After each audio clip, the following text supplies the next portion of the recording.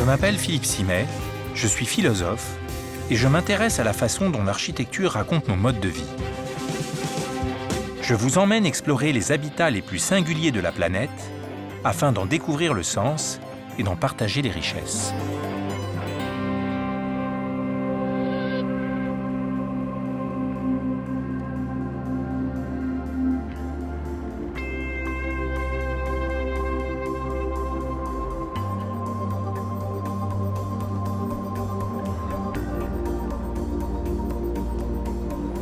Aux Pays-Bas, la moitié du territoire se situe sous le niveau de la mer et un tiers est recouvert d'eau par des canaux, des lacs et des rivières.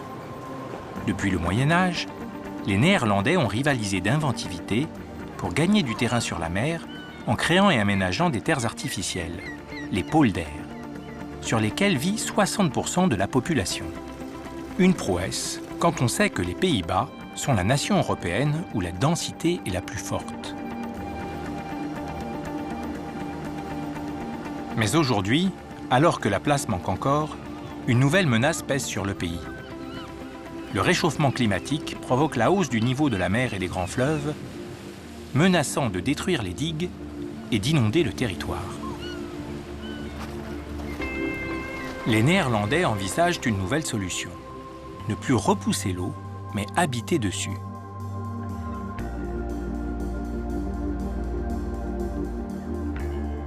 À 8 km du centre d'Amsterdam, dans le nouveau quartier d'Heiburg, composé d'îles artificielles, un ensemble de véritables maisons flottantes émerge depuis 2013.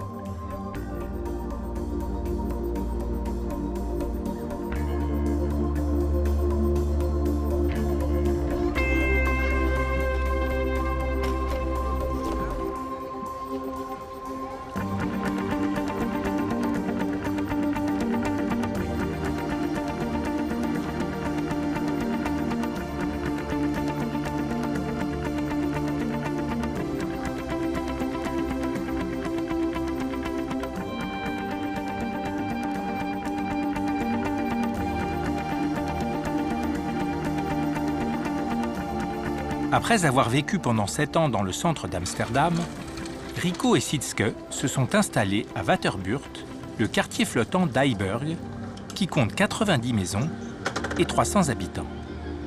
Il y a 5 ans, la structure de leur maison est arrivée par bateau du chantier naval d'Urk.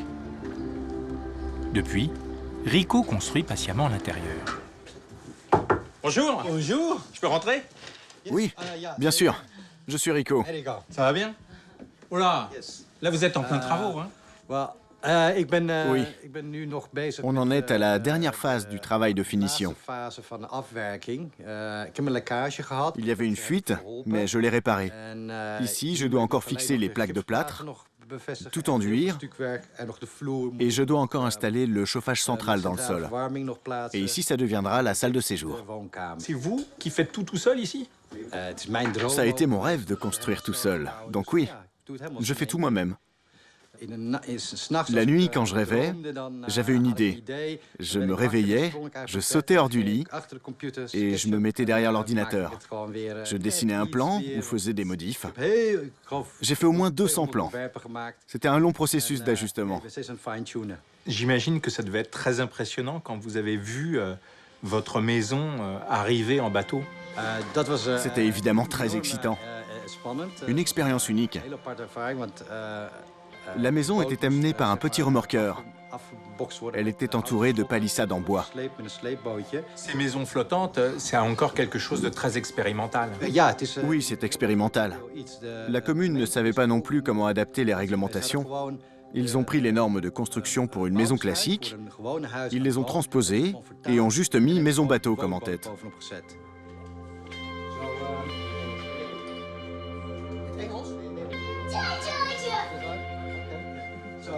Avec la volonté permanente d'adapter son habitat aux contraintes de l'eau, Rico incarne l'esprit pionnier des Néerlandais. On se dit que le rêve d'une maison flottante, il n'est pas encore tout à fait réalisé. Le rêve était là, mais les soucis sont arrivés après. C'est à partir du moment où on a signé que les problèmes ont commencé. Et au final, il y en a beaucoup. Mais on continue de croire en ses rêves, on avance. À un moment donné, il n'y a plus de retour en arrière possible. Sietske, l'épouse de Rico, me fait visiter l'étage inférieur de leur maison, construite sur 3 niveaux. Ici, il fait beaucoup plus frais qu'en haut. Oui, c'est agréable le soir, surtout par temps chaud. Parce que là, on est dans l'eau. Oui, l'eau arrive à peu près jusqu'ici. Tu veux voir? Ah oui, d'accord. On est juste au-dessus du niveau de l'eau, quoi. C'est génial comme vue, hein. On voit les bateaux, les maisons, tout ça. C'est incroyable. Là, tout est assez stable, mais est-ce que la maison tangue? Oui, ça peut secouer pas mal. Là, ça va parce qu'il n'y a pas de vent. Mais quand il y a beaucoup de vent, et ça peut arriver à Heiberg, on est vraiment ballotté. Parfois, on manque vraiment de tomber tellement ça bouge. Moi, je trouve ça agréable, j'aime bien être complètement dans la tempête. C'est excitant. Ici, toutes les maisons ont la même taille et la même organisation. Cubique, avec de grandes baies vitrées et une terrasse à l'étage. Mais chaque propriétaire a une grande liberté dans le choix des matériaux et l'aménagement intérieur de l'espace. Des pontons fleuris et bordés de vélos assurent l'accès au logement, tandis que des bateaux amarrés évoquent les activités nautiques caractéristiques de cette nouvelle façon d'habiter.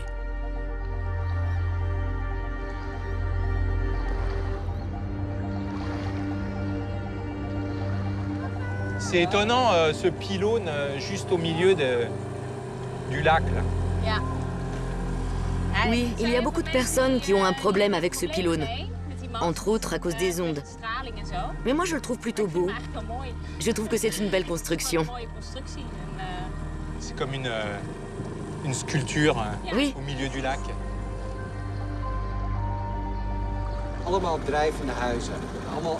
Ici, ce ne sont que des maisons flottantes. Elles sont toutes construites sur une base en béton de 7 mètres sur 10, avec une hauteur de 1,80 m à 2,70 m. À partir de là, la dalle peut s'immerger d'1,50 m et garder sa masse aussi basse que possible. Elle doit être aussi profonde que possible, car plus la masse monte, plus la maison est instable. Donc il faut avoir le plus de masse possible dans l'eau. Et c'est le bac en béton qui apporte le plus de masse. Ensuite, ces piliers font en sorte que le bac ne monte que de manière verticale. Et la maison ne peut quasiment plus bouger. Cela sert à limiter les mouvements horizontaux. Il y a 2 piliers, un là-bas, un ici, et quand il y a beaucoup de vent, la maison ne bouge que de bas en haut. Tu veux nager? Là, vous voyez sur cette maison la hauteur par rapport à l'eau. Pour cette maison, il y a 2 ans, l'eau avait beaucoup monté. Elle s'est presque détachée de son pilier et risquait de partir à la dérive.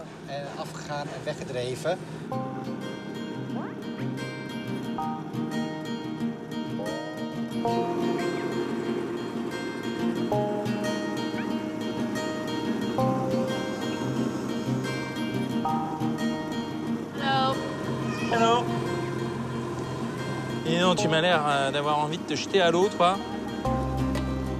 Ce qui est très intéressant ici, c'est qu'on n'est pas simplement en face de maisons flottantes, mais d'une nouvelle manière d'habiter qui réinvente notre relation aux loisirs, qui fait rentrer les loisirs dans la vie quotidienne. Oui, je suis complètement de cet avis. On choisit de manière beaucoup plus libre d'aller vivre sur l'eau. De ce fait, on a beaucoup plus de personnes qui aiment aller y faire un tour, qui veulent nager, qui veulent faire de la planche à voile, qui veulent tout simplement profiter de l'eau. Je pense que c'est une nouvelle combinaison alliant l'habitat et le temps libre. Je trouve ça très agréable. Ça me convient tout à fait.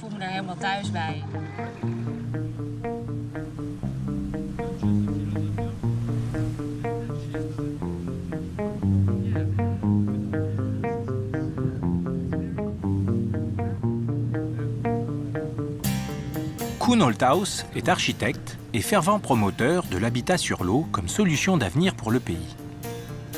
Il souhaite m'emmener faire un tour en avion pour découvrir la géographie du territoire néerlandais et mieux comprendre la révolution des mentalités en cours. Cesser de lutter sans fin contre l'eau pour s'en faire une alliée, en la laissant entrer dans les terres et imaginer de nouvelles façons d'habiter. Ça y est, on a déjà décollé. C'est vert, très vert. On voit déjà beaucoup d'eau. La haute terre et la basse terre. Est-ce que là, c'est une terre artificielle ou pas? Nous volons au-dessus d'Almere. C'est une des communes les plus récentes, complètement fabriquée sur cette terre. C'est artificiel. Sur la gauche, on voit le lac IJssel. Le lac IJssel, avant, c'était tout simplement la mer. Donc, nous volons aujourd'hui au-dessus de la plus grande île artificielle du monde. C'est incroyable. Ce qui est fascinant pour moi, c'est de me dire que la quasi-totalité du territoire néerlandais repose sur des terres artificielles. Aux Pays-Bas, on se bat depuis longtemps contre l'eau. Nous avons commencé il y a des siècles et, très progressivement, la moitié des Pays-Bas est devenue artificielle. Un paysage de 4000 polders que nous devons pomper quotidiennement pour garder le tout au sec. C'est incroyable. Et ce qui me fascine, c'est que mes parents, mes grands-parents et les générations d'avant ont toujours su que l'eau était un problème et qu'il fallait faire quelque chose pour la contrer. Et maintenant, la génération d'aujourd'hui l'a complètement oublié. Elle part du principe que c'est sec. Mais ce serait bien qu'elle prenne conscience de l'histoire. D'abord parce que cela a demandé énormément de travail pour assécher le polder. Ensuite, il en a fallu tout autant pour le garder au sec. Et enfin, il faut mettre beaucoup de choses en œuvre pour le futur. Est-ce qu'à l'avenir, vous allez continuer à construire des polders? Oui, ça change tout le temps. Avant, c'était comme une éponge qui pouvait être soit plus sèche, soit plus mouillée. Quand on a développé l'agriculture, on a préféré rendre les polders plus secs. Et maintenant, ceux sur lesquels on habite doivent être complètement secs. Chaque fois, nous devons vérifier la quantité d'eau qu'il faut en extraire et à quelle hauteur doivent être nos digues. Avec le changement climatique, le niveau de la mer est toujours plus élevé. Et cela a un effet important sur nos digues et sur le maintien de l'eau. D'autre part, nous devons davantage pomper, parce qu'il pleut de plus en plus.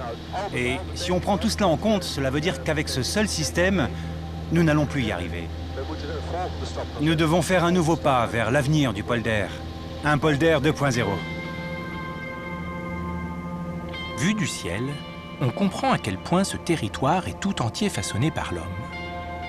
Les polders sont aménagés selon un plan rationalisé, fait de rectangles, de lignes et d'angles droits. Ce paysage géométrique est fascinant, car il raconte à lui seul la volonté de triompher de la mer en gagnant du terrain coûte que coûte. Ce qui est fou ici, c'est de se dire qu'en une génération, le paysage peut changer complètement. Oui, je pense que la prochaine génération va voir beaucoup de changements. Des changements induits par l'industrie, par l'urbanisation, mais aussi parce que nous commençons à regarder les polders différemment. Et nous allons donner plus de place à l'eau. Nos rivières peuvent devenir plus larges, nos canaux aussi, et nos polders commencent à pouvoir contenir plus d'eau. La prochaine génération va imaginer comment ils peuvent habiter sur cette eau. Finalement, dans 50 ans, les Pays-Bas auront à nouveau un aspect différent, tout comme ils ressemblaient à autre chose il y a 50 ans.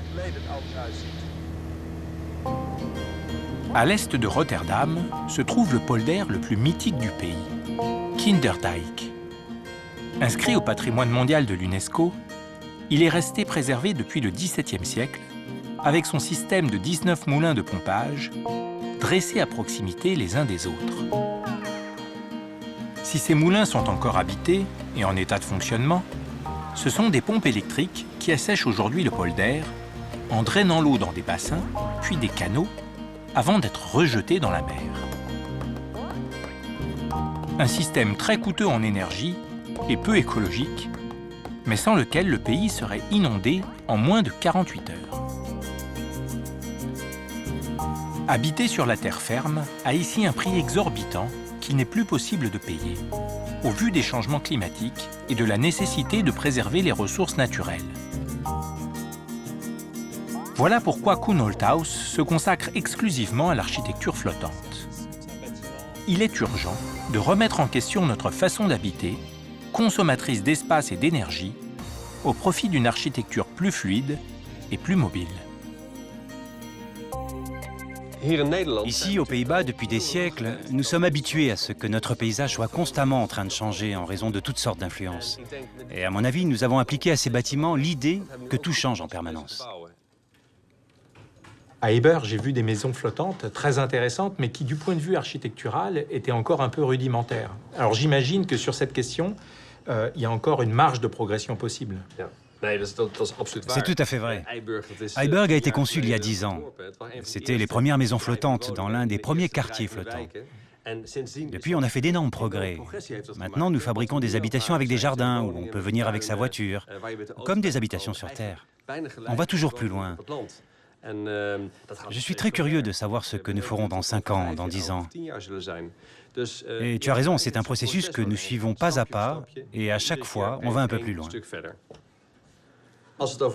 Si on parle d'Heiberg, c'est en fait une longue tige avec des habitations qui y sont rattachées. Et je pense que nos idées vont aujourd'hui beaucoup plus loin. Donc si tu me demandes ce qui va se passer ici, je te réponds qu'à la longue, certaines habitations disparaîtront. Et je pense qu'il y aura beaucoup plus de jardins flottants qui seront rajoutés, donc ce sera plus vert. Mais les maisons en tant que telles ne seront pas déplacées. Je pense que ce qui peut encore se rajouter, ce sont toutes sortes d'équipements, comme peut-être un cinéma flottant, ou une petite boutique flottante, ou peut-être une école flottante. Et ces équipements, dans 5 ou 10 ans, pourront eux aussi être déplacés, ou être retirés, et d'autres être rajoutés. Donc, il faut plutôt voir la flexibilité dans leur fonction. Et si on parle maintenant d'autres villes, de nouvelles villes sur l'eau, ce que l'on verra d'ici 5 à 10 ans, c'est que même les maisons pourront être déplacées et qu'on aura une grande flexibilité. Et nous n'irons pas vers des maisons uniques, mais vers des grands ensembles qui pourront à nouveau former les canaux. Donc au bout du compte, c'est surtout un puzzle que nous allons construire. Et pourquoi nous faisons cela? Parce que les besoins d'une ville changent constamment.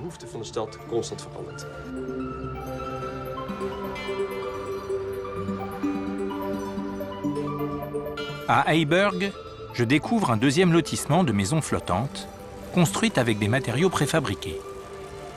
La standardisation de ces habitats les rend accessibles économiquement pour des familles en quête d'espace et de nature, dans un quartier bien desservi, à quelques minutes de vélo du centre-ville.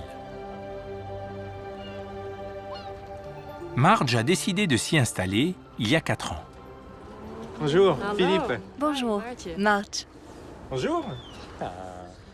J'étais dans une autre partie de Waterburg et c'était très différent parce que ici, toutes les maisons sont identiques. Oui, c'est vrai. De l'autre côté, c'est un développement libre pour certaines personnes. Les gens peuvent eux-mêmes imaginer leur maison avec leur architecte. Ici, nous appelons cela la construction expérimentale, conçue par un seul architecte. Il a conçu tout le quartier, donc tout a l'air de se ressembler. Les maisons là-bas ne sont pas dans nos moyens.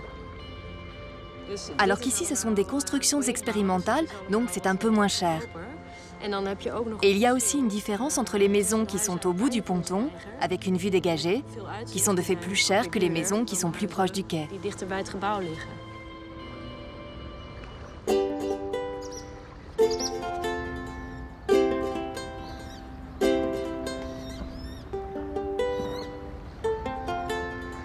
Est-ce que vous pensez que ce type de maisons flottantes, qui sont toutes similaires et connectées entre elles, rendent plus facile une vie de quartier? Alors d'abord, nous vivons assez près les uns des autres.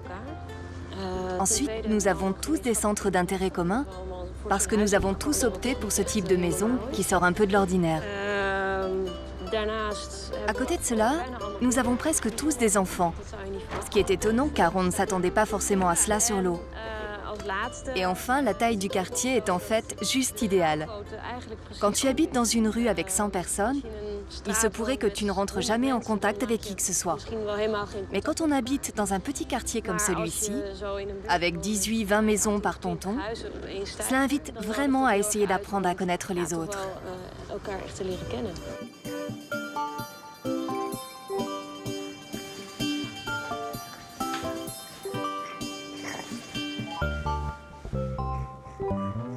Habiter sur l'eau, c'est quand même assez particulier. Alors j'aimerais savoir ce qui vous a motivé pour vous installer sur une maison flottante. Nous cherchions une maison. Nous habitions avant dans un quartier à l'intérieur d'Amsterdam et nous voulions une maison qui soit plutôt en dehors. Et en fait, nous ne trouvions rien qui nous plaisait. Et à un moment, nous avons vu ces maisons flottantes. Et nous nous sommes dit, waouh, ça c'est vraiment bien. On s'est dit qu'on y habiterait avec plaisir. C'est tellement particulier que même quand tu vis ici, tu gardes toujours la sensation que c'est différent des maisons standards. Je pense qu'à l'avenir, il y en aura de plus en plus. Bon, je ne pense pas que tout le monde veuille cela. Il y a beaucoup de gens avec des enfants qui se disent « on ne va quand même pas habiter sur une maison flottante ». Mais on est à la recherche d'espace aux Pays-Bas. Nous n'en avons pas assez. Donc la seule manière d'en trouver, enfin pas la seule, mais une des manières d'en trouver, c'est sur l'eau. Et nous n'en manquons pas. Donc je pense bien qu'il y en aura de plus en plus.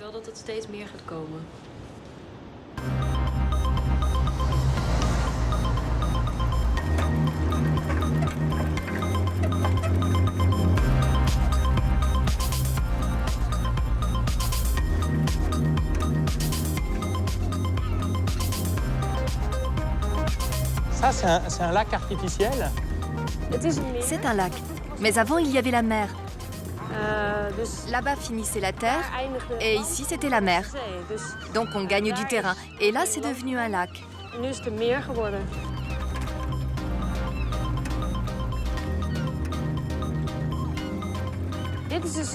Ici, on est sur la vieille partie d'Amsterdam. Tout ce qu'on voit en face, c'est nouveau. Ça a une dizaine d'années. Alors que là où on est, c'est vieux de plusieurs centaines d'années. C'est le bord d'Amsterdam. C'est fou parce que quand on est là, on n'arrive pas du tout à concevoir que le pays s'arrêtait ici et que tout ça vient d'être créé. On a l'impression que c'était là depuis toujours. Oui, c'est sûr, c'est étrange, c'est vrai. Mais c'est vraiment l'histoire d'Amsterdam. Oh là! Qu'est-ce que c'est que ça? Quel vélo bizarre, hein? Ah oui?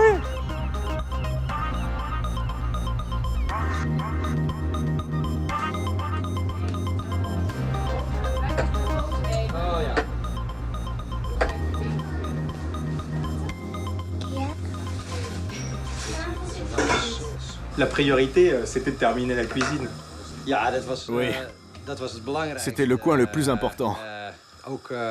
Mais faut bien manger, non? C'est quand même très important.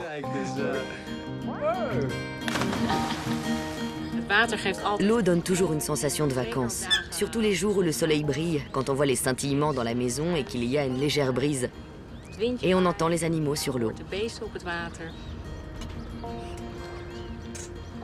J'avais faim. Oui. Il y a beaucoup de gens qui vivent sur l'eau, y compris aux Pays-Bas. Mais j'ai l'impression qu'ici, ces maisons flottantes, elles ont une autre signification. Il y a des projets d'urbanisme dans lesquels l'eau est remise à l'honneur et où la terre recule pour refaire des zones aquatiques. En fait, je trouve cela assez beau parce que c'est vraiment dans notre culture. Les Néerlandais travaillent dans le monde entier sur des projets et des créations de polders, des constructions d'îles. Et en fait, à mon avis, c'est juste un jeu avec l'eau, la terre et comment les appréhender. Je trouve ça bien qu'il y ait de l'eau et qu'il y ait plus d'eau disponible pour habiter de cette manière.